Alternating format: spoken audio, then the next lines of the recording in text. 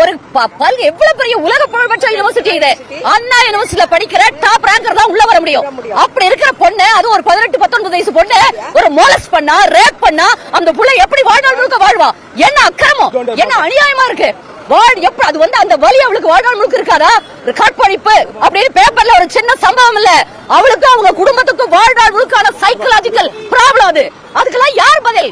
அதுக்கு அந்த காவல்துறையை கையில வச்சுட்டு இருக்கிற மாண்புமிகு முதல்வர் ஸ்டாலின் அவர்கள் தான் அதுக்கு பதில் சொல்லணும். இவ்வளவு போலீஸ் போட்டிருக்கீங்க, எதுக்கு பேசக்கூடாதா? இந்த நாட்டுல என்ன நடக்குது? ஜனநாயகம் நடக்குதா இல்ல என்ன நடக்குது? பணநாயகம் நடக்குதுன்னு எங்களுக்கு தெரியும். இவ்வளவு போலீஸ் எங்களை, அவங்களுக்கு வேற வேலை இல்ல போலீஸ்க்கு. இத்தனை பேரு நாங்க என்ன பண்ணிட்டோம்? ப்ரொடெஸ்ட் பண்றோம்னு அடக்க பாக்குறீங்களே, ஆனா பாதுகாப்பு கொடுக்க தெரியலையா உங்களுக்கு? உங்க கூட்டத்துக்கு பண்றதுக்கு தான், சேவை செய்யறதுக்கு தான் காவல்துறைக்கு டைம் இருக்கும் போல இருக்கு. என்ன அக்கிரமம்! ராஜினாமா செய். திமுக அரசு ராஜினாமா செய்யணும், ராஜினாமா செய்யுங்க, ராஜினாமா செய்யணும்.